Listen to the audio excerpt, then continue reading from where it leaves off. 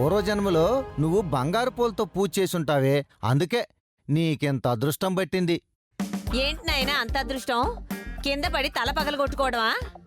కాదు, తల పగిలినా నొప్పి తెలియకుండా సేవలు చేస్తున్న వరుదిని ఇలాంటి కోడలు దొరికినందుకు. కన్న తండ్రికి అంత అవమానం జరుగుతున్నా దీనికి దెబ్బ తగిలిందని కంగారు పడింది. మనమంతా నిద్రపోయినా హాస్పిటల్లో తను మేలుకొని సేవలు చేసింది. అలాంటి కోడలు దొరకటం నిజంగా దీని పూర్వజన్మ సుకృతం. చాలే సంబడం. ఏ కోడలైనా అత్తగారికి ఆ మాత్రం సేవలు చేయదా ఏంటి? ఈ రోజుల్లో ఎవరు చేస్తున్నారు? కన్న కూతుళ్లే పట్టించుకోవటం లేదు. కానీ వరుదిని వజ్రం లాంటి కోడలు, బంగారం లాంటి మనసు. ఆపుతారా? ఇక్కడ నాకు తలనొప్పిగా ఉంది. అదేంటే, ఇప్పుడే కదా హాస్పిటల్ నుంచి వచ్చావు? అందుకే మళ్ళీ పంపించదని చెప్తున్నాను. నా మానాన్ని నన్ను వదిలేసి కాసేపు బయటికెళ్ళండి. సరే, నీకంత నొప్పిగా ఉంటే నేనేం చేస్తాను? పదవే నానమ్మ, దీనికి ప్రైవసీ కావాలంట. అమ్మమ్మ నువ్వుండు. గుండ్రాయిని పక్కన పెట్టి బండ్రాయిని ఎత్తుకోవటం అంటే మరి ఇదే. మానాన్ని నన్ను వదిలేసి కాసేపు బయటికెళ్ళండి. సరే, నీకంత నొప్పిగా ఉంటే నేనేం చేస్తాను? పదవే నానమ్మ, దీనికి ప్రైవసీ కావాలంట. అమ్మమ్మ నువ్వుండు.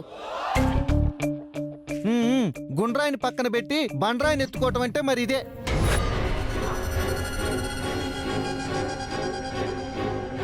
చూసావటే నన్ను బండరాయి అంటున్నాడు. అమ్మమ్మ వెళ్ళే డోర్ వేసిరా.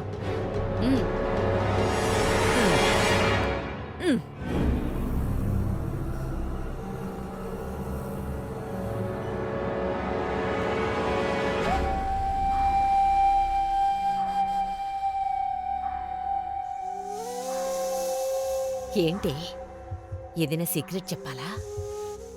ప్లాన్ చెప్పాలమ్మమ్మ. మళ్ళీ ప్లానా? అమ్మో, నా వల్ల కాదే. నిన్ను ప్లాన్లో పెట్టడం నా వల్ల కూడా కాదు. నేను చెప్పేది విను చాలు.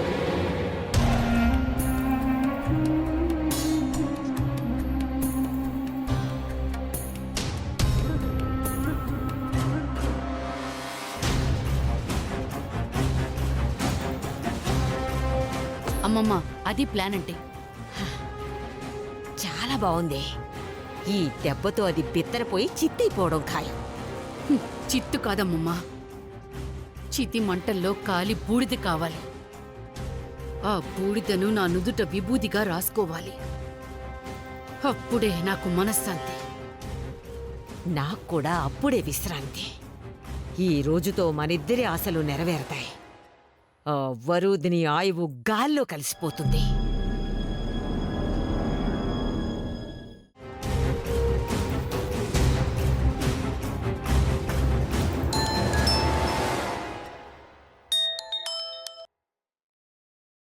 హలో మేడం, వచ్చారా? ఇప్పుడే వచ్చాం. మీ వాళ్ళు కనిపించట్లేదేంటి?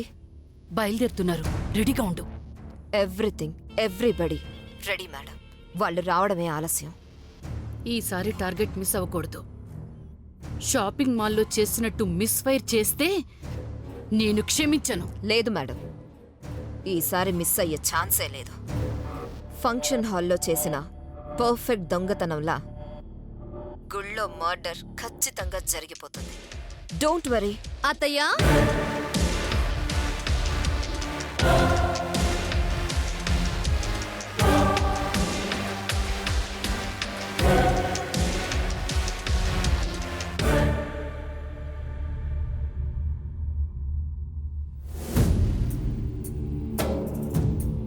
అత్తయ్యా ఏం చేస్తున్నారు? ఓహో, రెస్ట్ తీసుకుంటున్నారా? లేచి రెడీ అవ్వండి. ఎందుకు? మీరు కోలుకుంటే గుడికొస్తామని జేజీవ మొక్కుకుందంటత్తయ్యా. పదండి వెళ్ళొద్దాం. నేను రాలేను, మీరు వెళ్ళిరండి. అదేంటత్తయ్యా, మీకోసమే పూజ అయితే మీరు రాకపోతే ఎలా? అవునత్తయ్యా, మీరు కూడా వస్తే బావుంటుంది. నా పరిస్థితి బావుంటే వచ్చేదాని కదా. ఒంట్లో బాగోలేని దాన్ని ఎలా వస్తానమ్మా? మీరు బాగుపడాలనే పూజ. ఏ కావ్య, నువ్వుండవే, ఏమనుకో. నా క్షేమం గురించి మీకన్నా ఆలోచించే వాళ్ళెవరున్నారు? మీరు వెళ్ళొస్తే నేను వెళ్ళొచ్చినట్టే.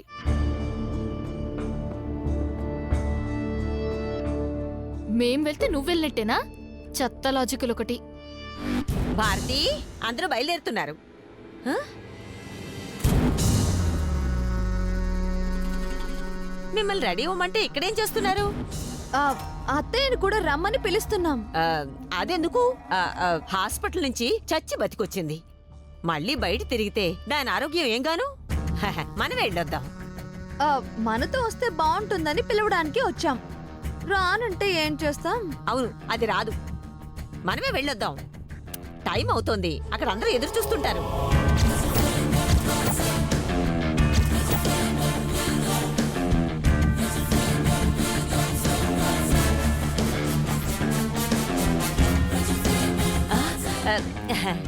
ఎవరు?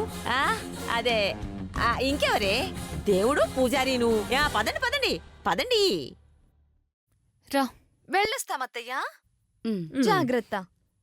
పదక్క. పదండి.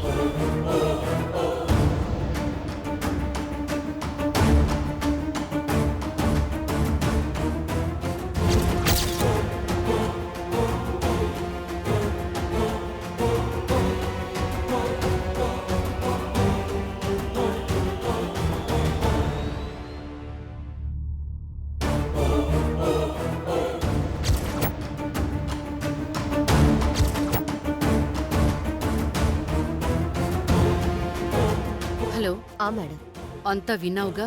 విన్నాను. నేను తప్ప అందరూ వస్తున్నారు. అది తప్ప మిగతా వాళ్ళు మాత్రమే ఇంటికి ప్రాణాలతో రావాలి.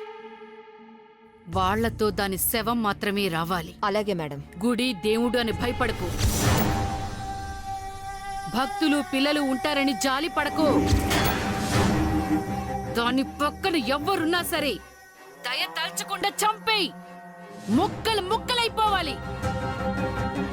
దాని కన్నోడు గాని, కట్టుకున్నోడు గాని, తోడ పుట్టిన వాళ్ళు కాని ఎవ్వరు కూడా దాని శవం గుర్తుపట్టలేనంతగా ముక్కలు చెయ్యి. సరే మేడం. దానిపై నాకెంత కోపం ఉందో నా కంఠంలోని కసి వింటే తెలుస్తోందా నీకు? దాని శవం చూస్తే తప్ప ఈ కసి చల్లారదు. ఎంత డబ్బైనా తీసుకో. ఈ రోజు నా కోపం తీరాలంతే. దాని శవం తప్ప వేరే సమాధానం నాకొద్దు. అంతే. మొన్నే మిస్ అయినందుకు నాకే సిగ్గుగా అనిపిస్తుంది మేడం. ఈసారి ఆ పరిస్థితి రాదు. దాని శవమే వస్తుంది. Wait and see madam.